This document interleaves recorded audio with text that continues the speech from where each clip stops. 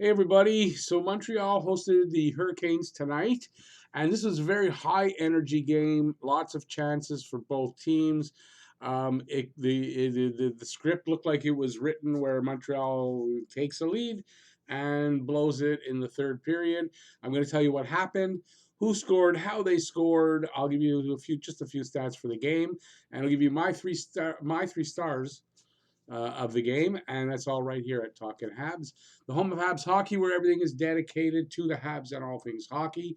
So if you're a Habs fan, you want to see more videos like this on a daily basis, head down there, subscribe, ring that notifications bell, and that's going to get you your daily fix of Blue Blanc Rouge right here at Talking Habs. While you're on the way down there to do that, give a thumbs up if you like the video. And any comments you may have about the game, about the Habs almost blowing it, and anything like that in the comment section below. And let's get right to the game. So, like I said, Montreal hosted the Hurricanes tonight. And basically, if you could have written the script that is the Habs lately, is they take the lead. Um, they play well for the first period or two, and then at some point they turn it over in the third period and blow the game, and that's how it's been happening lately. And this one almost was exactly the same. So I'll tell you what happened. Um, the scoring starts off pretty early in the first period. Montreal gets on the board at 2:40. There was a really nice pass by Gallagher. First of all, I'm not sure who saved this puck. The puck was going out of the zone. I forget who it was, but just saved it from going over the line. And that set up a series of passes that leads to Gallagher getting the puck at the just off the boards. And he cross ices it over to Tatar. And it was Deneau that was really fighting hard for the puck on the boards. And when Gally got the puck, he sort of races to the net, kind of sneakily. And he's there for Tatar's pass while he's at the crease, and he just sort of he taps it in for the goal. So it's Deneau's 13th from Tatar and Galley. Really nice play, especially I forget who it was who kept that puck in, because that's key to this play is keeping that puck in the zone. The rest of the period finishes off basically a lot of high energy, back and forth type play. Um, I didn't pull anything out specifically. Montreal, 16 shots to 11 for Carolina. They each had a power play that they didn't score on. And second period rolls around, and this one starts off pretty quickly as well for Montreal. So, like I say, Montreal, the script is they dominate the play, or just they're leading for the first two periods before they turn it over. So, 3:46 into the second. Domi scores after getting a puck that it pops out of a scrum. There's a scrum in front of the goalie. It's Forsberg still at this point, and I forget who's in there. There's Wheel. There's a couple players in there, and the puck pops out to Domi, and he just sort of goes around a little bit to the side and pops it in. And it's Domi's 17th. He has, I believe, 4 goals, 3 assists in his last 5 games. So he's hot, very hot right now. Domi's kind of streaky these days, so he's in one of his hot streaks. He gets that goal from Byron and Wheel, and it's 2-0 Montreal. And then 20 seconds later, Tatar fires a puck on the rush. So he's, I think it was turned over in the neutral zone. He crosses the line, fires the puck, and a huge rebound bounces out to Gallagher. So he's firing from the left side. Rebound bounces out to Gallagher at the top of the right faceoff circle. And he takes a little slap shot, and he slaps it past Forsberg. It's his 21st from Tatar and Deneau, and that chases Forsberg from the net. And they bring in, can't pronounce his last name. I didn't write it down here anyway, but they changed the goalie. And it's what, maybe that's what turns the tide. 7:45 into the second. Hayden Fleury gets the puck off the faceoff. So the puck comes out to him off the faceoff. He's near the boards. He walks the line to the center, and he shoots. And as he shoots, Suzuki is skating right in front of Lindgren and screens him. And Lindgren doesn't see the puck. And that it goes through, and it's Fleury's 4th goal from not Jordan Stahl, Eric Stahl. After that, there was a breakaway by Trocheck on a shorthand. I didn't write down who had the penalty, but it was a shorthanded breakaway, and it was a nice save by Lindgren to keep the puck out of the net. And I believe that's how that period ends. Um, Again, in between all this, it was really good, high energy, fast paced hockey, back and forth, chances coming both ends. Montreal out shooting Carolina pretty consistently 10 shots, and it ended up 9 shots ahead. This period, 12 shots for Montreal, 5 for Carolina. 1 power play for Montreal, and they did not score. Third period rolls around, and once again, quickly things happen. First of all, Carolina pushing hard right from the drop of the puck, pushing hard for a goal, getting a couple of shots and some chances.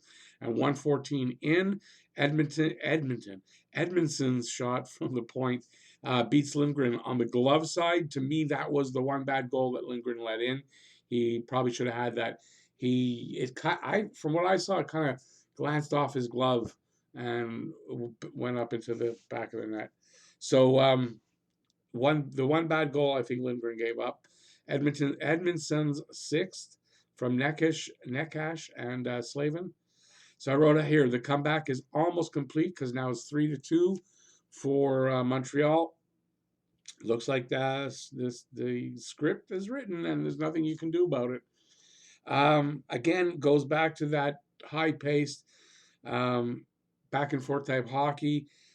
Canes pushing to get a goal.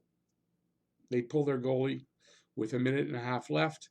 And at 18:43, Teravainen shoots the puck from the middle of the blue line.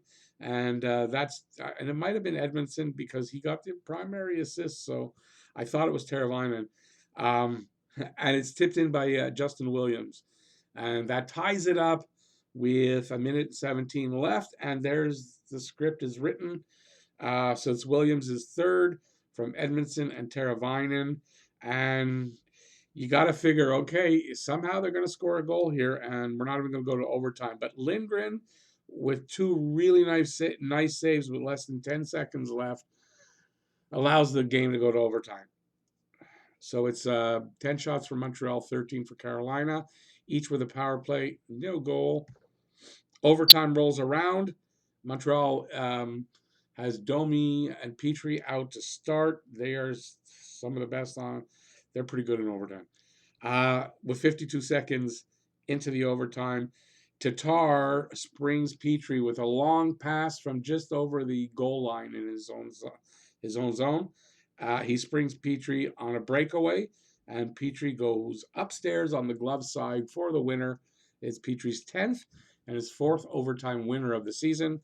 From Tatar, 4-3 Montreal in overtime, 1 shot each in the overtime, and a surprising, non-typical end of the script. Montreal actually wins in overtime. They can't hold their lead. They blow it in the third, but come around to win in overtime. So, is it something to celebrate? I mean, yes and no. They won. It's always good when you're watching the Habs and they win. It's still the same script. They took the lead and they blew the lead in the third period. Something's still wrong here, and they've got to fix it. And that's all there is to say about that. 39 shots on goal for Montreal, 30 for Carolina. Montreal was good in the faceoff zone with 56%. And 0 for 3 on the power play for Montreal, and 0 for 2 for Carolina. 3 stars. There was a lot of options for tonight for Montreal. Third star for me, Deneau. Goal and an assist. He was good all night defensively. He had a good active stick, knocking down pucks, breaking up passing plays and stuff like that. I thought he was really good. Second star, Jeff Petrie for the game winner in overtime. Didn't have a bad game. I don't know. I thought he was pretty good tonight, and that was a really nice goal in overtime. And first star, Thomas Tatar with 3 assists. He's the guy that sprung Petrie on the power play, in the overtime for the breakaway, and assisted on 2 of the other goals. And he had a good game all night. I think he's deserving of the star. I thought of giving uh, Lindgren a star, but I don't know why I changed my mind. He gave up the 3 goals to make it go to overtime. One of them was bad. It wasn't a ton of shots he faced. Anyway, I thought Lindgren should get an honorable mention anyways here. So win from a backup goalie. Next game is Tuesday. They're in New York, Long Island to face the New York Islanders. I'll be on the air an hour before. I think that's it. If you like the video, give a thumbs up. Subscribe, ring the notifications bell. That will get you your daily fix of Blue Blanc Rouge right here talking Habs. And please leave any comments about the video, about the game, anything you want to say about the game, anything in the comment section. I don't know. I'm fading at this point.